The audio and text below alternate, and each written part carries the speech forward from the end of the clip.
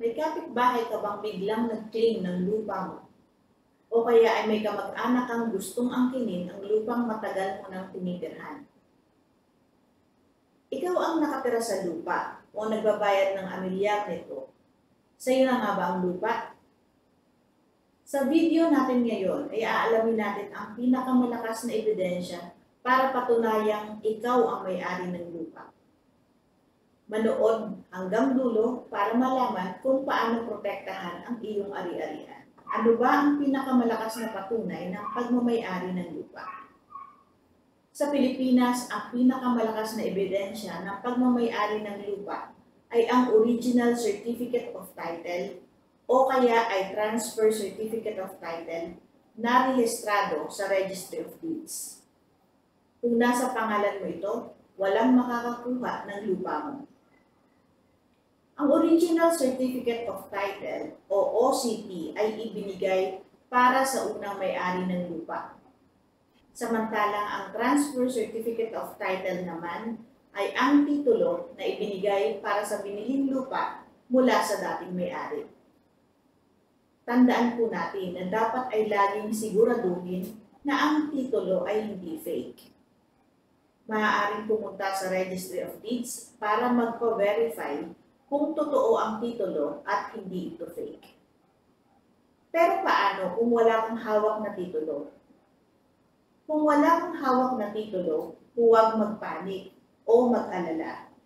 May iba pang ebidensya na maaaring magpatunay na ikaw ang may-ari ng lupa.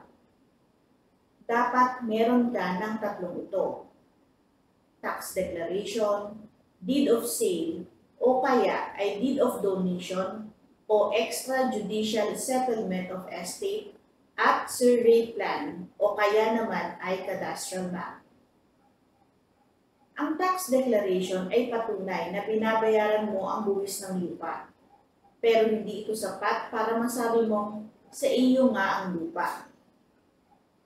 Ang deed of sale, deed of donation, o extrajudicial settlement of estate naman ay ang dokumento na nagpapatunay ng paglipat ng lupa sa iyo. Pero ito dapat ay nakarehistro sa Registry of Deeds. Samantalang ang survey plan at cadastral map naman ang patunay ng lokasyon at sukat ng lupa.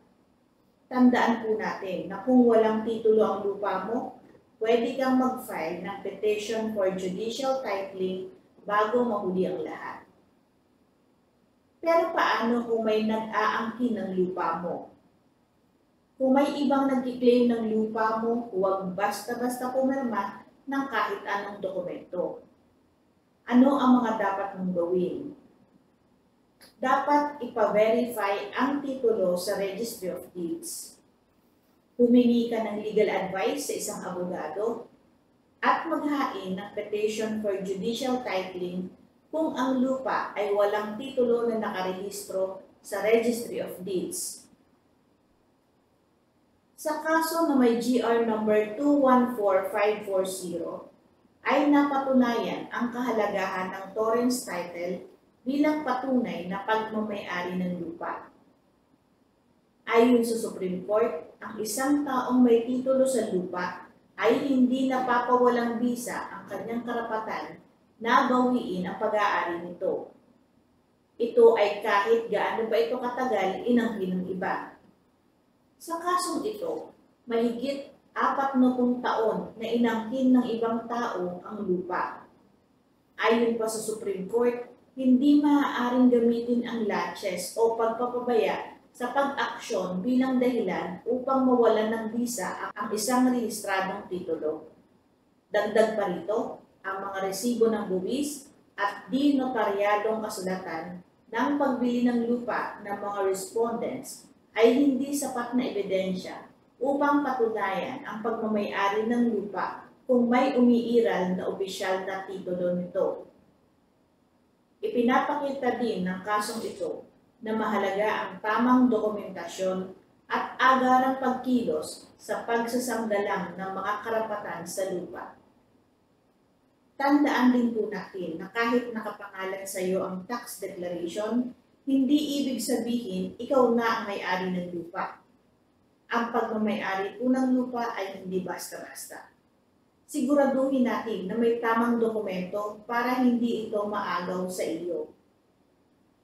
May natutunan po ba kayo sa video na to? I-like, i-share, at mag-subscribe para sa iba pang legal tips. Remember to follow us para updated ka sa mga batas na makakatulong sa iyo.